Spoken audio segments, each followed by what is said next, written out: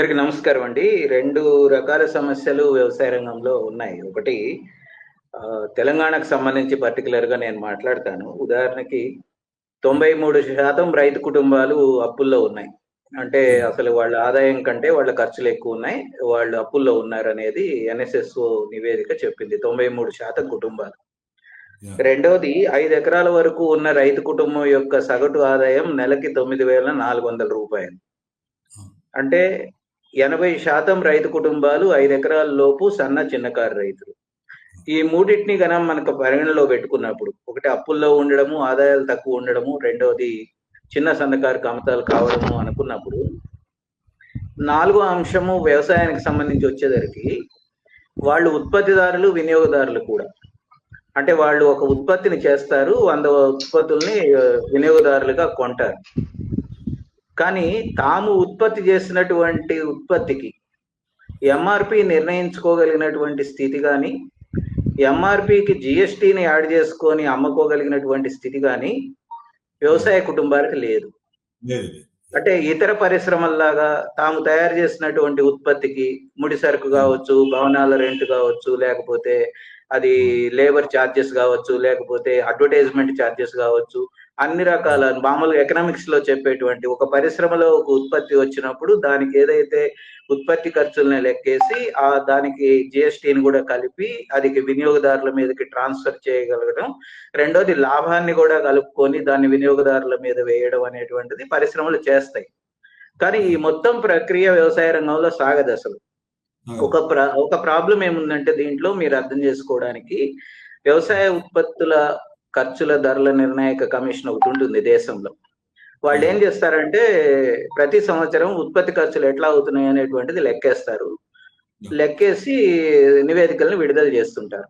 ఒక ప్రాబ్లం ఏంటంటే వ్యవసాయ రంగంలో రైతుల దగ్గరకు వచ్చేసరికి, ఈ ఉత్పత్తి ఖర్చులు లెక్కేసేటప్పుడు రైతు ఏదైతే వ్యవసాయం మీద మౌలిక వస్తువుల కోసం పెట్టుబడి పెడతాడు, ఉదాహరణకి ట్రాక్టర్ కొనుక్కుంటాడు, పైప్ లైన్లు వేసుకుంటాడు, ఒక బోర్ తవ్వుకుంటాడు, మోటార్ పెట్టుకుంటాడు, ఆ తర్వాత షెడ్ వేసుకుంటాడు, చాలా ఐరన్ ని కూడా తెచ్చి పొలంలో వాడతాడు. ఇవన్నీ వాడి ఒక 10 లక్షలు ఖర్చు పెట్టి పొలంలో పెట్టుబడి పెడితే, దీని మీద ఒకవేళ సాధారణ వడ్డీని కూడా లెక్కేస్తే కూడా ఎంతైతే అవుతుందో అంత కనీసం ఉత్పత్తి ఖర్చుల్లో భాగంగా లెక్క వేయాలనేది మనలాంటి వాళ్ళం ఆశిస్తాం. ఎందుకంటే రైతు పెట్టుబడి పెట్టాడు కనుక.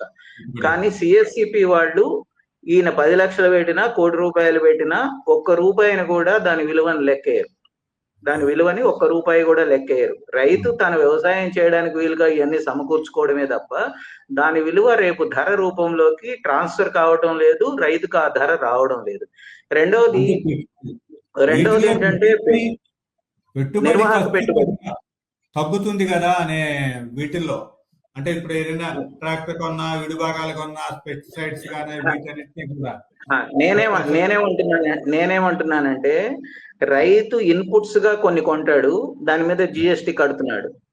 అంటే ఉదాహరణకి ట్రాక్టర్లు కావచ్చు, పురుగు మందులు కావచ్చు, ఎరువులు కావచ్చు, లేకపోతే ఇతర వాటి అన్నిటికీ జిఎస్టి కడతాడు.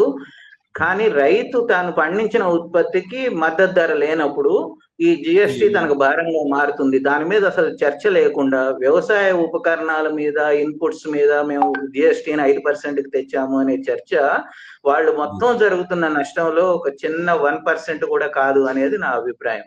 ఎందుకంటే దాని చర్చ అంతా కూడా ఏమైపోతుందంటే వ్యవసాయ రంగానికి ఇన్పుట్స్ మీద జిఎస్టి తగ్గించడము అనేటువంటి దాని వల్ల ఇప్పుడు 2 రకాల సమస్యలు ఉన్నాయి ఇక్కడ. ఒకటి, 1% కూడా ట్రాక్టర్ కొనరు మొత్తం రైతుల సంఖ్యలో.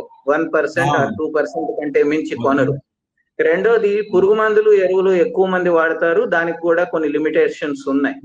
కానీ అతి పెద్ద పెట్టుబడులు పెట్టేటువంటి విషయాల మీద ఏటి మీద కూడా జిఎస్టి ఏదైతే ఇప్పుడు ఉదాహరణకి ఒక సహకార సంఘం లేదా ఒక ప్రాసెసింగ్ యూనిట్ పెట్టుకోవాలి అని అనుకుంటుంది. ఉదాహరణకి ఒక పప్పుల మిల్లో, నూనె మిల్లో, లేకపోతే రైస్ మిల్లో పెట్టుకోవాలని అనుకుంటే దాని మీద పడే జిఎస్టిని కనుక చూస్తే వాళ్ళు కరెంటు బిల్లు ₹7 కమర్షియల్ కరెంటు కూడా కట్టేదాన్ని లెక్కలోకి తీసుకుంటే, జిఎస్టి ప్లస్ కరెంటు బిల్లు కూడా లెక్కేసుకుంటే వాళ్ళకి వయబులే కావట్లేనటువంటి పరిస్థితి ఇవాళ ఉంది.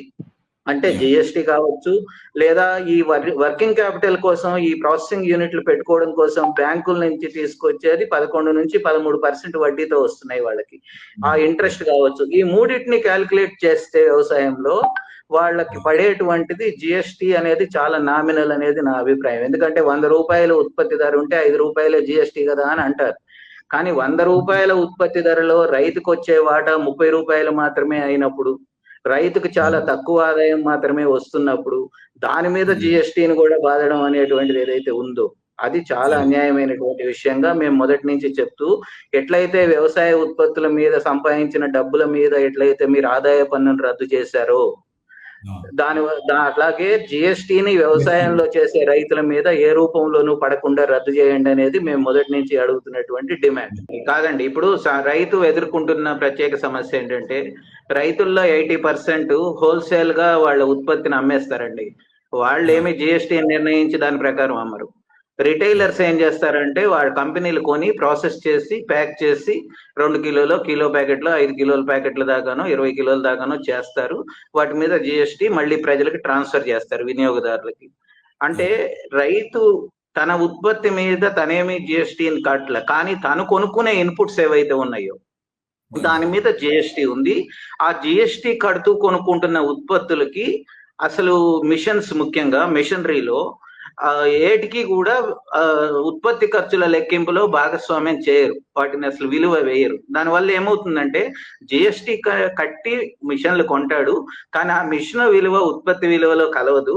ఆ ఉత్పత్తి విలువలో కలవకపోవడం వల్ల, ఉత్పత్తి ఖర్చులో కలవకపోవడం వల్ల ఎంఎస్పిలోకి అది రాదు, అది ఎక్కువ నష్టం జరుగుతున్నది. రెండోది ఏంటో తెలుసా మీకు, ఇన్పుట్స్ కాస్ట్ కి రైతులు కడతారు, అన్ని కొంటారు, కానీ విత్తనాల కంపెనీలు తామమ్మే విత్తనాల మీద సంపాదించినటువంటి ఆదాయాన్ని పన్ను లేదండి, ఆదాయ పన్ను మినహాయింపు. మొత్తంగా అసలు విత్తనాల కంపెనీలు 100 కోట్ల రూపాయల ఆదాయ పన్ను మినహాయింపు పొందుతున్నాయి. ఎందుకంటే అది వ్యవసాయ ఉత్పత్తిగా వాళ్ళు లెక్కల్లో చూపించి ఆదాయ పన్ను కట్టరు. రెండోది 30% కార్పొరేట్ ట్యాక్స్ ఉన్నదాన్ని కంపెనీల యొక్క లాభాలను పెంచడానికి 22-23%కి తగ్గించింది కేంద్ర ప్రభుత్వం. కానీ జిఎస్టీ నిజంగా పేదలైనటువంటి చేనేత కార్మికులు కావచ్చు, బీడీ కార్మికులు కావచ్చు, లేదా రైతులు కావచ్చు, వాళ్ళ మీద, వాళ్ళు 80% జనాభా వాళ్ళ మీద అసలు జిఎస్టీని ఎందుకు వేయాలి? నువ్వు కార్పొరేట్ ట్యాక్సులు తగ్గిస్తావు, నువ్వేమో పెట్రోల్ డీజిల్ మీద కనీసంగా కూడా ట్యాక్సులు ఇష్టం వచ్చినట్టు వాడేస్తావు, జిఎస్టీ పరిధిలోకి తేవు. కానీ రైతుల మీద వేసే జిఎస్టీని మాత్రం అందరికీ కామన్ గా, హైదరాబాద్ లో కూర్చున్నాడికినో గ్రామంలో కూర్చున్నాడికి కదా కామన్ గా కూర్చునేటువంటి వసూలు చేసేటువంటి ఇది. చేనేత మీద ఎంత హాస్యాస్పదంగా పెట్టారంటే 1000 రూపాయల లోపు చేనేత బట్టలకు 5% తెచ్చారు. కానీ ఆ 1000 రూపాయల కంటే విలువైన బట్టలు కనుక ఒకవేళ చేనేత అయితే మళ్ళీ 18% ఉంది. అంటే దాని అర్థం ఏంటి అంటే, నువ్వు 1000 రూపాయలు అసలు చేనేత బట్టలు ఏమొస్తాయి అంటే, నువ్వు ఒకవేళ 2000 రూపాయలు 3000 రూపాయలు చేనేత బట్టలు. అందుకని చేనేత కార్మికులు ఏం అడుగుతున్నారు, మేము చచ్చిపోతున్నాం ఈ ట్యాక్స్ వల్ల, చేనేత బట్టల మీద జిఎస్టీ తీసేసి మేము కొంత అమ్ముకోగలుగుతాం మార్కెట్ లో అనేటువంటిది వాళ్ళు అడుగుతున్నారు. అంటే బీడీ కార్మికులు ఏమడుగుతున్నారు, 10 లక్షల మంది తెలంగాణ రాష్ట్రంలో ఉన్నారు, బీడీల మీద జిఎస్టీ వేస్తే మా జీవనోపాధులన్నీ దెబ్బతింటున్నాయి అనేది. పొగాకు ఉత్పత్తుల వల్ల నష్టాలు ఇవన్నీ ఎట్లాగో చర్చలో ఉన్నాయి, కానీ జిఎస్టీ వల్ల కూడా ఇండస్ట్రీ నాశనం అయిపోతున్నది. నువ్వు సేల్స్ ట్యాక్స్ ఉంది, వాళ్ళ ఎక్సైజ్ ట్యాక్స్ ఉంది, వీటిల్లో 100 కోట్ల రూపాయలు జనం మీద మళ్ళీ బాధేస్తున్నారు. ఓన్లీ జిఎస్టీనే కాకుండా జిఎస్టీ మిగతా ప్రొడక్ట్స్ ఉంది, లిక్కర్ మీద ఎక్సైజ్ ట్యాక్స్ ఉంది, పెట్రోల్ డీజిల్ మీద సేల్స్ ట్యాక్స్ ఉంది. జనం అందరం కలిసి ఒక 2 లక్షల కోట్ల రూపాయలు ఖర్చు పన్నులు కడతా ఉంటే రాష్ట్ర ప్రభుత్వానికి నేరుగా 80% జనాభాకు వచ్చే బడ్జెట్ ఎంత అండి? దాంట్లో 40% 50% వస్తుంది. అంటే ఎవరి పన్నులతో ఎవరు బతుకుతున్నారు? ఇది ఎవరి మీద భారం మోపి ఎవరికి కట్టబెడుతున్నారు అనేది కదా ప్రశ్న.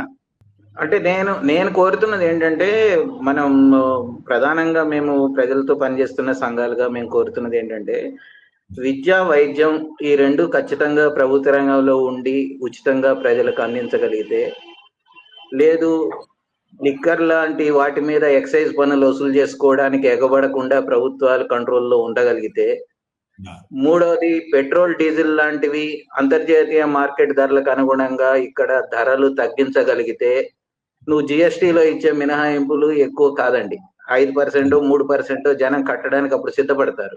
నువ్వు అవన్నిట్లో బాగా దోచేసుకొని ఇక్కడ నేను ఒక 5,000 రూపాయలు నీకు కన్సెషన్ ఇస్తున్నాను అని చెప్పడం ఏదైతే ఉందో అది అసలు మోసపూరితమైనటువంటి వ్యవహారం.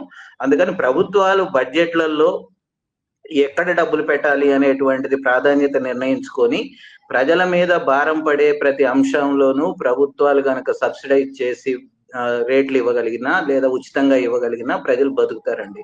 నేను ఒక ఉదాహరణ చెప్పి ముగిస్తా. ఇథనాల్ కంపెనీలు రాష్ట్రంలో రాబోతున్నాయి, దేశం అంతటా ఏర్పడుతున్నాయి. వాళ్ళకి బియ్యం 39 రూపాయలు ఉన్నటువంటి FCI బియ్యాన్ని 22 రూపాయలకి సబ్సిడీ మీద ఇస్తున్నారండి ఆ కంపెనీ. నేను ఇందాక ఒక క్యాల్కులేషన్ చేస్తే ఒక రోజు 2 లక్షల లీటర్ల ఇథనాల్ తయారు చేసే కంపెనీకి అందుతున్నటువంటి సబ్సిడీ 90 లక్షల రూపాయలు ప్రతిరోజు, అంటే సుమారుగా 1 కోటి రూపాయలు. ఒక 300 రోజులు ఆ ప్లాంట్ నడిస్తే ఆ ప్లాంట్ కి అందే సబ్సిడీ కేవలం బియ్యం మీద దాదాపు 250 కోట్ల రూపాయలు. అంటే నువ్వు ఎక్కడో ఇండస్ట్రీస్ కి సబ్సిడీలు చేయడానికి 100 కోట్లు ఇస్తూ జనం మీద మాత్రం భారం దించడానికి ఇంత హైప్ క్రియేట్ చేసుకోవాల్సిన అవసరం లేదేమో అనేది అనిపిస్తుంది.